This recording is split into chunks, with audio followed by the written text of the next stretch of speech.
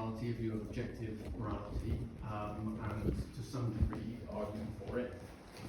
So the presentation is split into three parts. The first part we talk about the centrality of morals, and then the unitary nature of goodness, and then the objectivity of goodness. The second parts are mostly kind of dealing with objections. So the centrality of morals. How do we decide what to do? We're constantly deciding between near infinite options of where to put our focus, what to think about, and how to act. When you look around yourself, there's a near infinite number of things you could look at. There's a near infinite number of things you could think about, memories you could access, ways you could look at things. Like you could see a pen as a writing tool, or you could see it as a tool to demonstrate the properties of gravity, or as a bartering instrument. So that's obviously quite an important thing, and it's a constant decision, and it's unavoidable, because if you can't systematically choose what to go through, you can't think about your options of what do I look at, what word do I say. It's like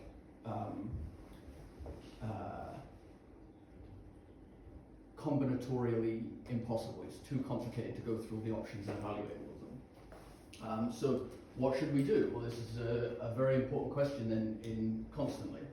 And it's in some ways the same as the question of what is good. And this is what's good to focus on, to think about, to do, to want, to love, to fear, to remember, to forget, blah, blah, blah. So, importantly, does there exist a true answer to this question? I'm not sure if it can be shown with the kind of certainty we've come to expect in modern philosophy that there is a true answer to this question, but I think it is perfectly reasonable and optimal to believe there is, and I think that is practical and true. So Aristotle said that every art and every kind of inquiry, and likewise every act and purpose, seems to aim at some good. And so it has been well said that the good is that at which everything aims. So that's a way of understanding what is good, what is value. And speaking kind of cognitively, what we could understand then, we're kind of just joining the words together of value, aim, and good. And we're saying, well, what you value is what you aim toward, or what you aim toward is an indication of what you value. And it's not necessarily the case that all of your values are in alignment. You might have different views of, like, be drawn towards this part of you, and another part of you is drawn towards something else. But then we're left with the question of, well, what distinguishes ethical values? And maybe there's a good answer to this, but I don't think it's necessarily. I think that there is. And we'll get onto this. I think there's a clear. Not clear. I think there's an objective, external, real, mind-independent morality of goodness, and that is, in a sense, you could say that that's an ethical value. But in terms of how we think about ethics and how we think about different schools of ethical thought and different values, without prescribing a set of values yourself, it's really hard to work out what actually is an ethical value, to separate that from other kinds of values. So one answer would be they're ethical or good, but that's circular. Another answer would be we value them for ethical reasons, and that's circular, and it also means that we're no longer talking about the intrinsic values. We haven't covered, we can't answer the question of intrinsic values. So all values are an ethic, though they may be misleading and may contradict one another. So the unitary nature of goodness. To overview some objections of this view that hasn't exactly been made clear yet, but it will come clearer.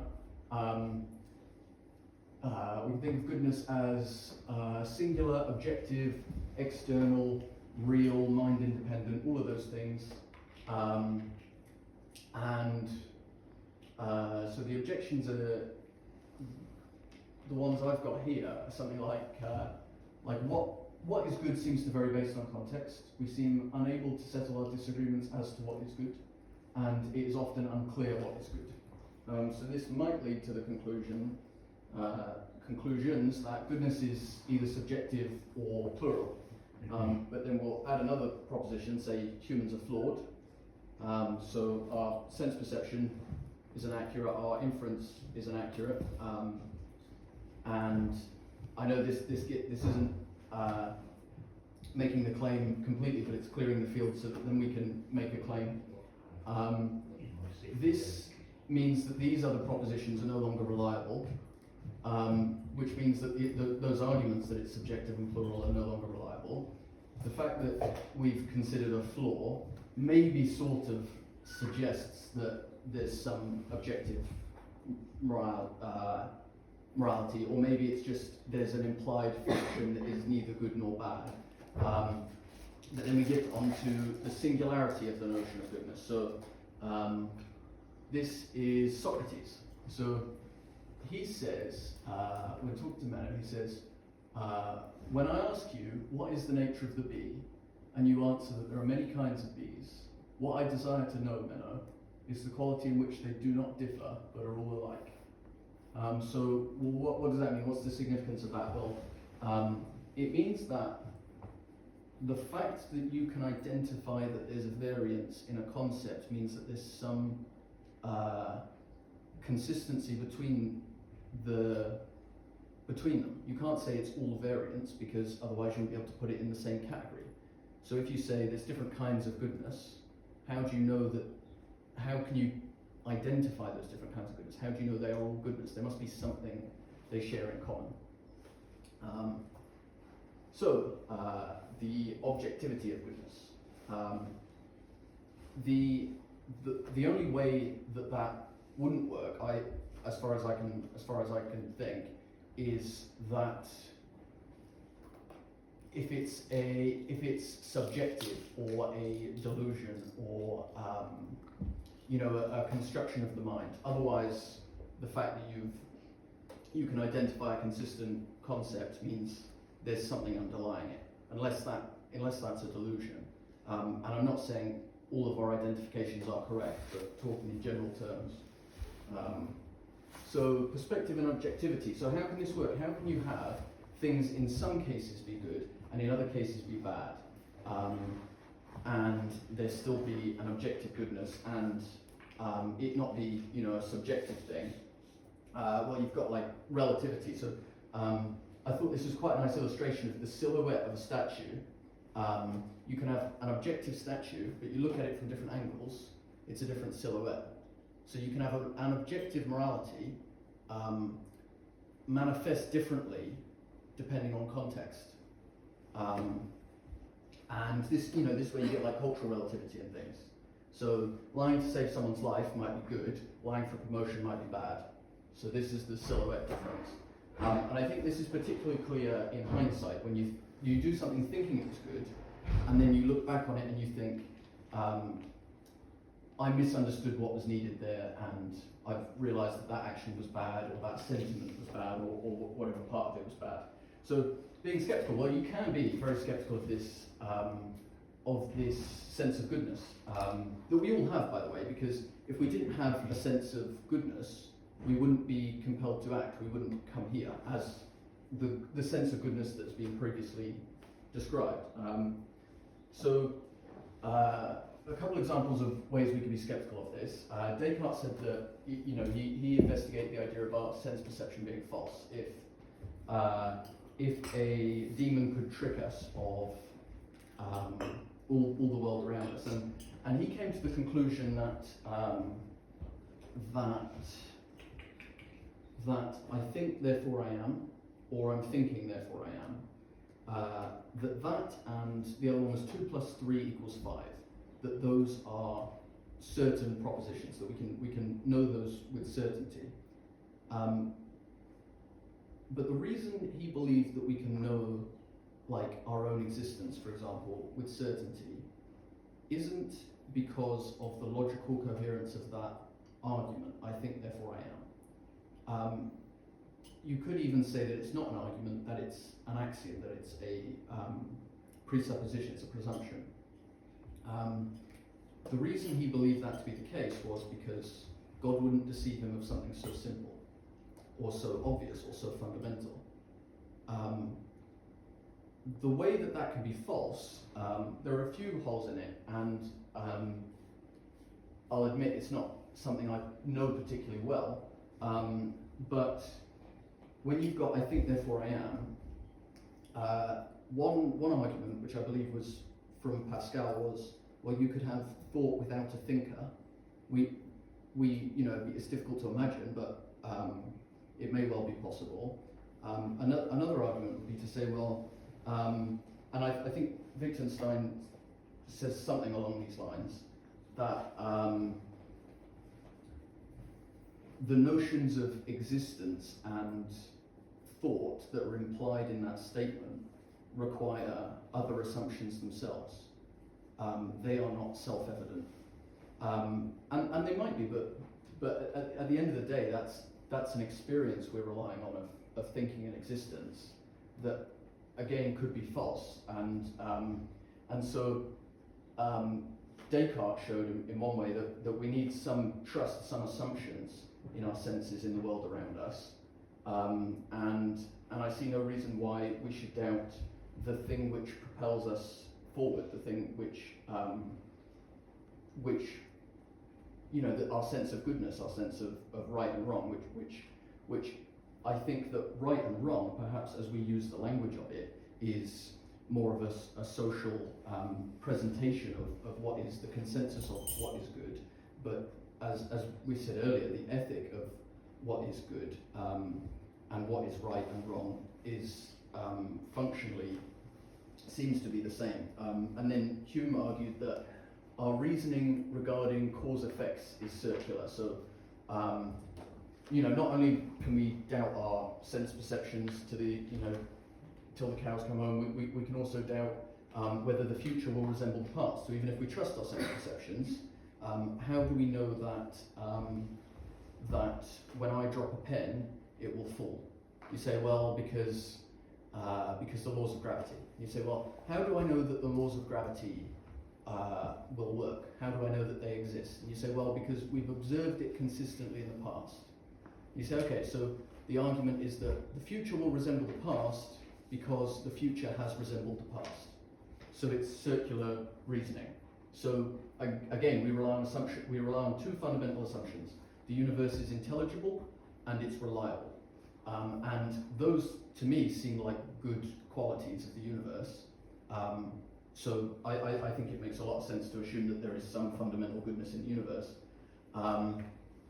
And if there is some fundamental goodness, then we can take that to be a cohesive notion, a cohesive thing. So conclusion. We all have some sense of good, otherwise we wouldn't act, otherwise we wouldn't be here. If goodness is real, then it exists as a cohesive unitary whole. To think, we must assume that the universe is intelligible and reliable, which are good qualities.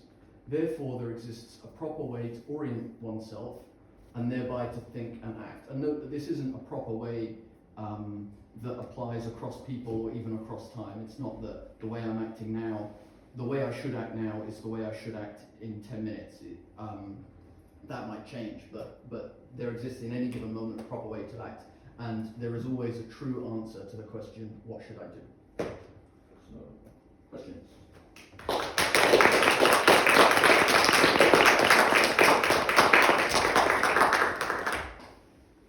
All right, what I'm going to try and do is, I'm going to try and remember you if you put your hand up, but if I don't come to you, then just put your hand back up, because I might forget. But first, over there. Thank you so much for the talk, it was very interesting. When you talk about actions and acting, are you limiting your scope to like actions that relate to moral goodness or actions in general? actions in general. Right, but then there's quite an obvious criticism that not everything I do might be like informed by a sense of good, or would you say that it like if I eat a sandwich is because I'm hungry or because I really crave tuna? Or So it's a conception of what is good. So you can take what is good, and you can you can take all this information about the world and what seems to be good, and you can think it through and try and work out a more precise understanding of what is good. Aristotle says all human action aims towards some apparent good. So it might be false that the thing that we're driven towards is good, but there is some goodness, otherwise we wouldn't drive towards it. It's almost a way of defining or understanding what goodness is. So when someone does, someone lies or cheats or steals, there's some motivation for that, and that motivation is directed towards something, and that thing is by definition perceived as good. okay. A sort of a follow-up to what you just said there. I mean, do you believe that's true that all these things are aimed at some good? I mean, it seems plausible to me that some people are just bastards. Oh yeah, I think they're very wrong. I think lots of people are very corrupt, very misunderstanding of what is good and what and they probably have a lot of internal conflict as well of what they there's probably a strong part of their mind saying this isn't good. Yeah. But the fact that they've acted shows that they saw something appealing about it. Right, but you think that appealing thing is always a move towards the good? It's not toward the good, it's toward an apparent good. This is Aristotle. Yeah, but I guess what I'm thinking is that I don't think that every time someone does something that they're moving towards an apparent good. I think sometimes the person who's doing something wrong knows that they're doing something wrong, and that there's no apparent good that is necessary for them to justify it because they just don't care. Yes, so this is a disagreement over terms then, because this is Aristotle's definition of the good. Okay. Is that to which all things aim, or as far as I understand it, to be fair, I might be wrong about that. No, I mean, I think I probably do just disagree with Aristotle. I guess what I'm asking is whether you fall. Do you think Aristotle's correct? I like Aristotle's presumption. I think in day-to-day conversation it doesn't make sense to say that was good, but I think it does make sense from a cognitive standpoint to look at things as, well, they were motivated by something. What was it they were after? Okay. So do you have a question? Yeah, I was just going to say, because you said how there can be people who are evil and corrupt and wrong. What justification do you have for them not pursuing the objective good compared to someone who you believe is pursuing the objective good? What justification is there that you can give for defining someone as not pursuing the real good? And then how do you know someone is pursuing the real good? Like, because you say there's this objectivity, and then some people are just wrong. So is the question is the first part of the question how do people get corrupted? No, or is it why is that term appropriate? Because you said that some people do wrong things because you believe good morality is being real and objective and things. How do you know that what they're doing is wrong? Like, what justification is there? Okay, yeah. Really good question.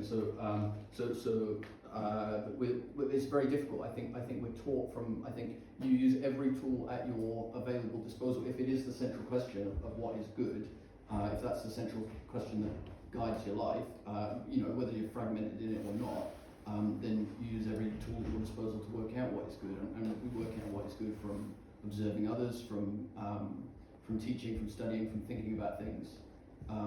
So it's a really tricky thing that we are almost doomed to some degree of failure at. Yeah. We've got Ben next. Thanks, Peter. Great talk. So, I guess I'm a bit unsure about the move where you borrowed this analogy of the bees, right? So the thought was, if we're applying the same term or the same concept to a group of diverse things, there must be a single underlying property that they all share. Or we're creating that concept. Okay. Yeah. So there's a kind of famous example of what is sometimes called a cluster concept, Okay. where the thought is there is no single property that the thing shares, even in reality or in our minds. Mm. But we group things together because there's a kind of overlapping set of properties that, you know, all of them have some properties in common with others. There's no single one or indeed group that they all have together. So the example that's often used is game, right? So what the game of chess has in common with the game of football, and what both of them have in common with a game like the one people were playing in this room earlier, kind of strategy game. It's not obvious there's a single thing that they have in common. But we apply the term to them because they're sort of loosely clustered around a set of ideas.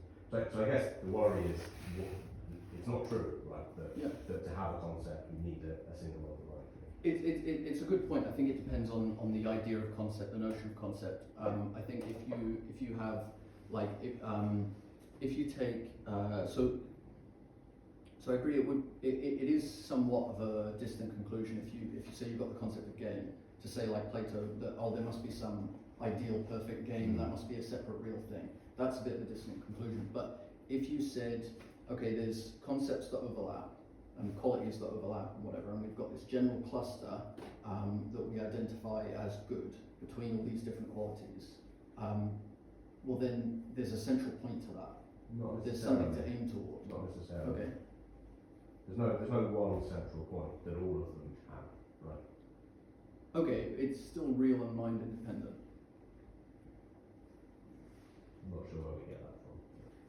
Okay, well it's a faith claim that it's real and mind independent, and the argument is you could be skeptical about anything. It's very quick. I just wanted to, I think the game point is always a little bit stronger when you include something like solitaire. Okay. You do it on your own, whatever. Right, solitaire. But, you know, this is because, I don't know how helpful that, I would find that very helpful. Glad I said it. So I guess the point of that is that you might be thinking, well, there has to be something that they all want. Yeah. But if we include games, like, you know, you might think, well, games are things we do together to socialise. And I guess the point of solitaire is that not even that looks like it's true of all games. There is no thing that's true of all games. Yeah, like maybe like what would the central thing of game be? Well, the game might be okay. One thing there is if you've got a concept, words often change in meaning depending on context. But when you refer to something, you identify it. That's kind of the objective. That's the purpose of referring to something. You don't necessarily draw a circle around it, but you refer in the general direction. And the thing which we are referring to when we say goodness is either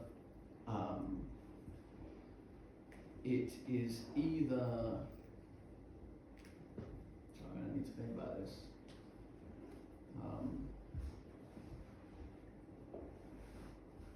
Cluster concepts.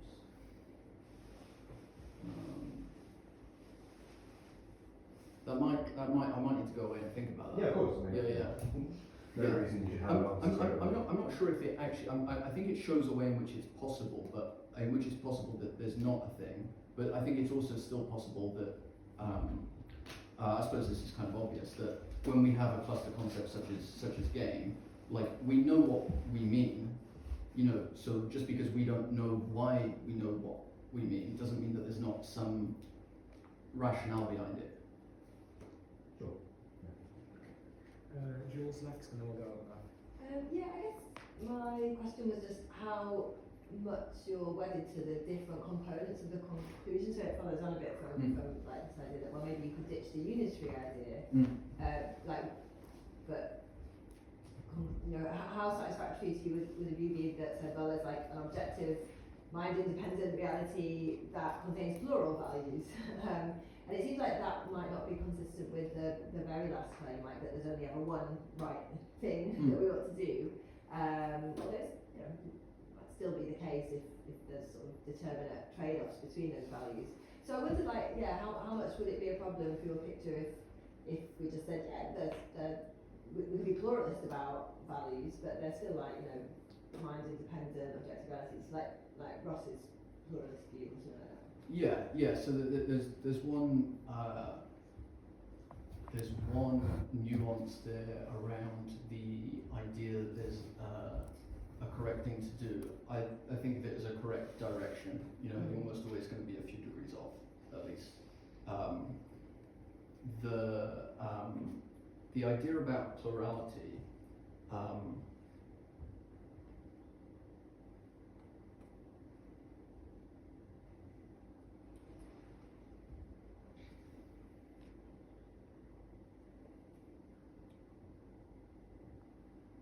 I think it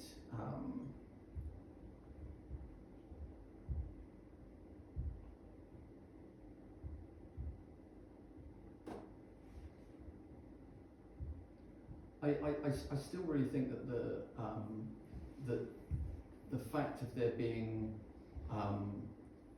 it being an obvious sense that there's some things are better than others, some things and some of that's intrinsic, but there's got to be an end, there's got to be some of it's instrumental, but there's got to be an intrinsic value. There's got to be something that's aiming toward. And so then the question is, well, whether that unifies into one thing or whether it fragments.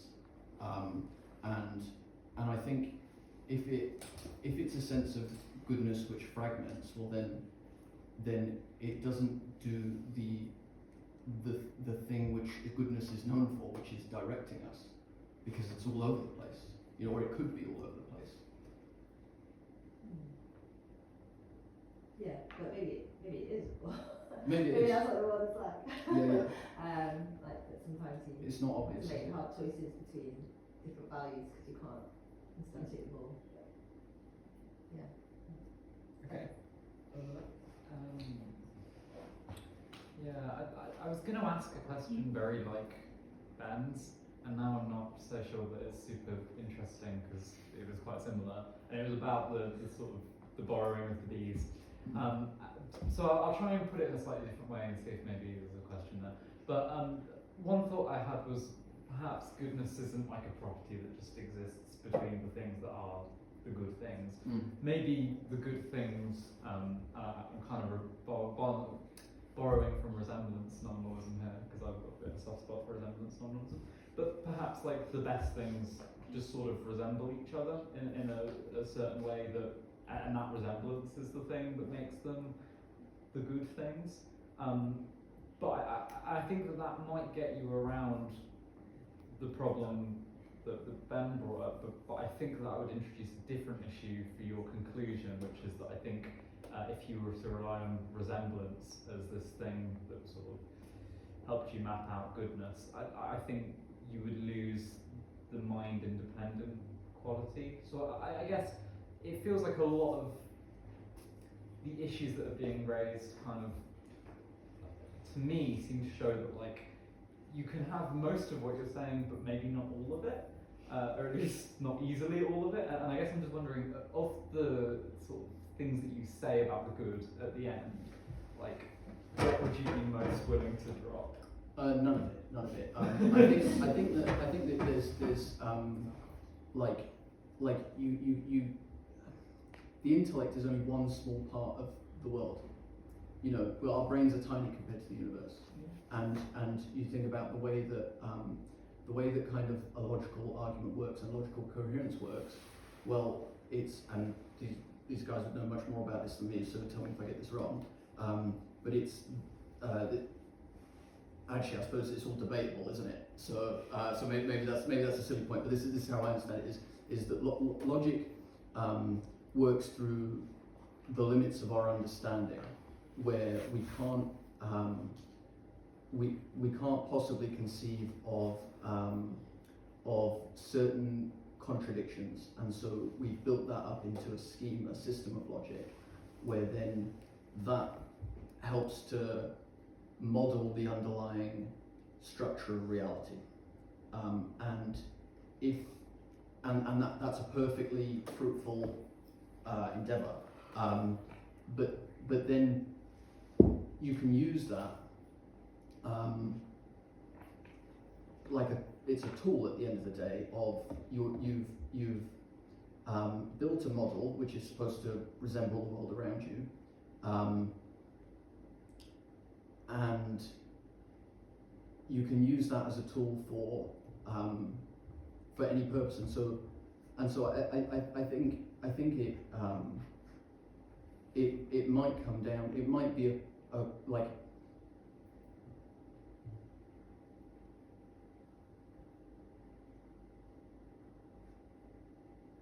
I'm sorry, I'm not sure if I'm answering your question. Well, I mean, in fairness, I didn't really give you a very easy question. But I think, like, I said which of these, like, components of it would you be most willing to drop? And instantly you was like, no. Oh, yeah. So I guess, when you say, like, yeah, I mean, I don't know. I guess we're just going to disagree then, but, like, it'd be interesting to know, like, why the whole, the sort of, like, system that you're outlining now insists on all of those applying to goodness. Cause I don't really follow that. So I feel like there's an easier answer available to you. okay, what would the easier answer be? Well, I mean, one of the couple that have been like said, Like where you just, pluralism. yeah, like where there's a slightly more pluralistic notion, or where it's less, or where it's mind dependent. I think that's an easier answer.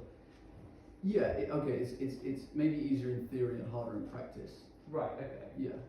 All right. Yeah. Harder in practice because it doesn't do as good a job at describing what you want to describe.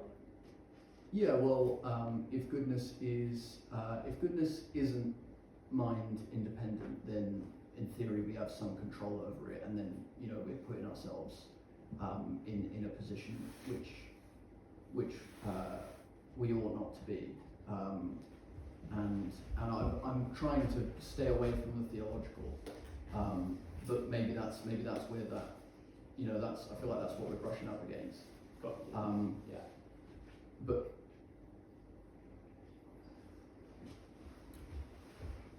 yeah, that's too much of a burden to bear to have some control over what is right and what is wrong. That is no good at helping you decide what to do. If you get to decide what is good, that just makes you more lost. And then same with it, like value pluralism is more conceivable because it's saying that so I suppose that answers your question. That would be the one I'd drop. Would be if I had to, would be the unitary nature of it. But it still doesn't help you direct yourself nearly as well as if it's unitary, and I think it's just as conceivable that it is unitary. yeah. Okay, thank you. Clarify that up for me.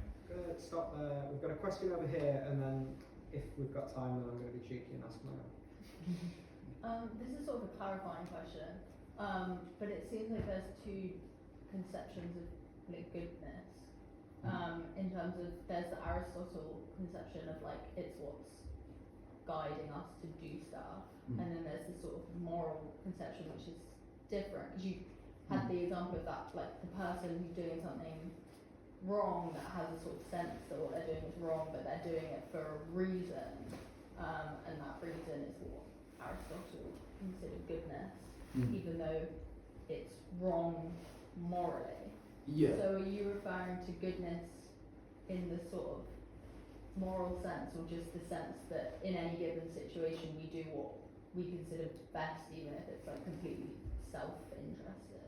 Yeah. So maybe I picked the wrong quote with the Aristotle. It's an apparent good. There's an element of human flaw. So as you know, a bit cautious to talk on Aristotle. But as far as I know, he believed in an objective good, and the drive was toward that good as we understood it, as we could see it. So we might see something in the distance that looks good and be totally wrong.